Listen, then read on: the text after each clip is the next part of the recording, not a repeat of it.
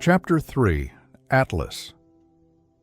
"We finally reached the shore," Theo says. "You actually said that to her? Out loud?" I shift uncomfortably on the couch. "We bonded over Finding Nemo when we were younger. You quoted a cartoon?" Theo's head roll is dramatic. "And it didn't work? It's been over 8 hours since you ran into her, and she still hasn't texted you. Maybe she got busy." "Or maybe you came on too strong," Theo says, leaning forward. He clasps his hands between his knees and refocuses. "Okay, so what happened after you said all the cheesy lines?" He's brutal. "Nothing. We both had to get to work. I asked if she still had my number, and she said she had it memorized. And then we said, good." "Hold up," Theo interrupts. "She has your number memorized?" "Apparently so." "Okay." He looks hopeful. "This means something. No one memorizes numbers anymore." I was thinking the same thing, but I also wondered if she memorized my number for other reasons. Back when I wrote it down and put it in her phone case, it was for an emergency. Maybe part of her feared the day she'd need it, so she memorized it for reasons that had nothing to do with me. So, what do I do? Text her? Call her? Wait until she reaches out to me? "It's been 8 hours, Atlas. Calm down." His advice is giving me whiplash. 2 minutes ago, you acted like 8 hours without a text was too long. Now you're telling me to calm down?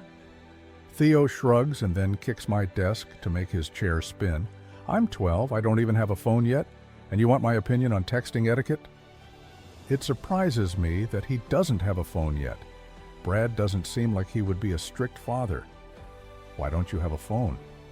"Dad says I can have one when I turn 13, 2 more months," he says wistfully.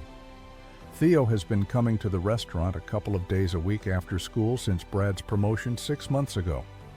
Theo told me he wanted to be a therapist when he grows up, so I let him practice on me. At first, the talks we would have were intended for his benefit, but lately, I feel like I'm the one benefiting. Brad peeks his head into my office in search of his son. "Let's go. Atlas has work to do." He motions for Theo to stand up, but Theo just keeps spinning in my desk chair. "Atlas is the one who called me in here. He needed advice." "I'll never understand whatever this is," Brad says, pointing between me and Theo. "What advice do you get from my son? How to avoid your chores and win at Minecraft?" Theo stands up and stretches his arms over his head. "Girls, actually. And winning isn't the point of Minecraft, Dad. It's more of a sandbox game." Theo looks over his shoulder at me as he's leaving my office. "Just text her."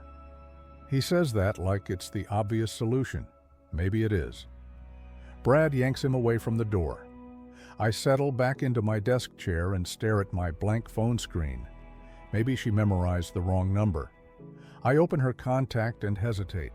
Theo could be right. I could have come on too strong this morning. We didn't say much when we ran into each other, but what we did say had meaning and intent. Maybe that scared her, or maybe I'm right, and she memorized the wrong number. My fingers hover over my phone's keyboard. I want to text her, but I don't want to pressure her. However, she and I both know our lives would have turned out so different if I hadn't made so many missteps with her in the past. I spent years making excuses for why my life wasn't good enough for her to be a part of it, but Lily always fit. She was a perfect fit. I refused to let her walk away this time without a little more effort on my part. I'll start with making sure she has my correct number. It was good seeing you today, Lily. I wait to see if she's going to text me back. When I see the 3 dots pop up, I hold my breath in anticipation. You too. I stare at her response for way too long, hoping it'll be accompanied by another text. But it isn't. That's all I'm getting. It's only 2 words, but I can read between the lines. I sigh in defeat and drop my phone onto my desk. To be continued.